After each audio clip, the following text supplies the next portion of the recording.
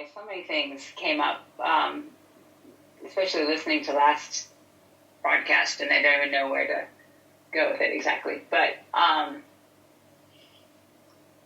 the idea of the thought becoming the thing, conversation that was at the very end of the broadcast, and so interesting.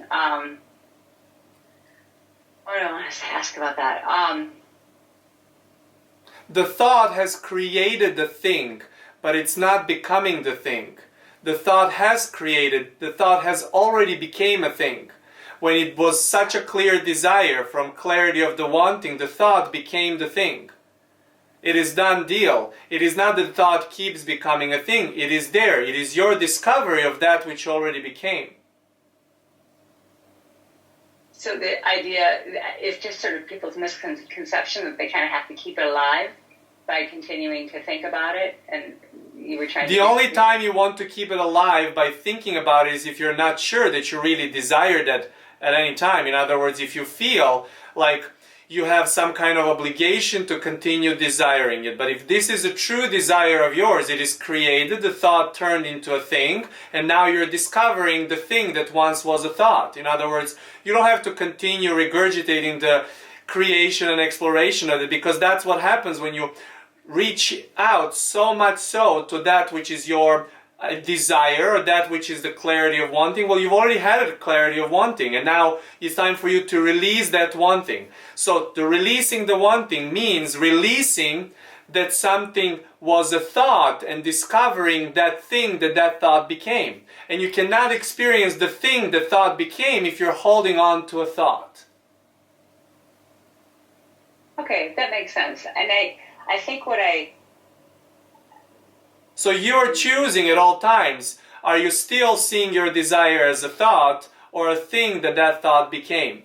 Which one do you want to continue discovering? And sometimes you keep discovering the thought and thought and thought. And here it is, the thing that your thought created that original time sitting there waiting for you to discover it.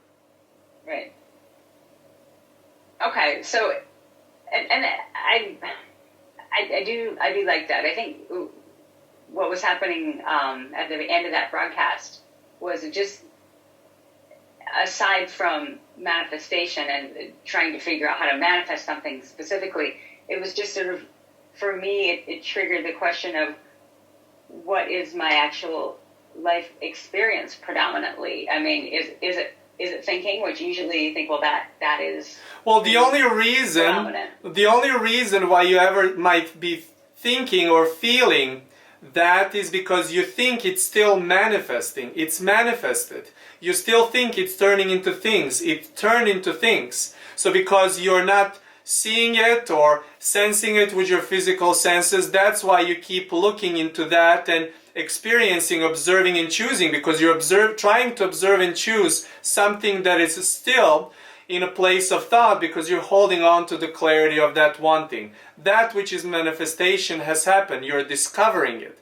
So that which is discovery, really, if you could, and on some topics you can easily do that, and you do it very easily. You have a thought, clarity of wanting, have the observe, choose, clarity of wanting, release that, and you're in your discovery. Discovery, or giving attention to something else, or even better, or even quicker to receive that which was once thought, even moments ago. You release your focus altogether. You quiet your mind, and sometimes you can see it show up to you immediately.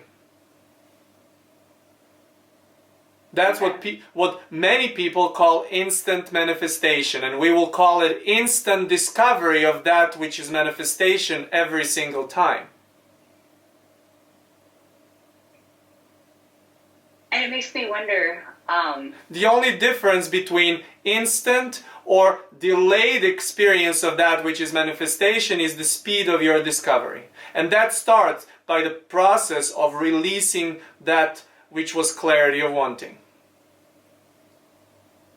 So it makes me wonder, if I got good at that, what if I really, were able to master that more, and would my life experience really, just what my time be spent doing? Like, what is how things would shift? Or my You would my start experience of dreaming life? bigger. You would start dreaming bigger because you would see that what used to take you long time is taking you short time. In other words, your discovery on so many things will become swifter, but when that becomes swifter, more bigger desires will come through. In other words, you would be excited for bigger gaps because you would know that what once used to be a big gap became the small gap, and that's why you could see manifestation of that. And then you would look for bigger and bigger gaps to create because you will start enjoying more the game of discovery and therefore experience that which is closing the gap with so much satisfaction because you understand that it's all about that which is discovery. And that speed of it, it does not mean you've mastered the speed that now you have it so much so, because once you master that speed, well then, guess what? There is more speed to be mastered because you can always go faster and you can always create fuller experiences for yourself. In other words, you can continue dreaming bigger, and more evidence that you have of that which you dreamt and now is just a regular thing to you, more of that you want to continue dreaming up.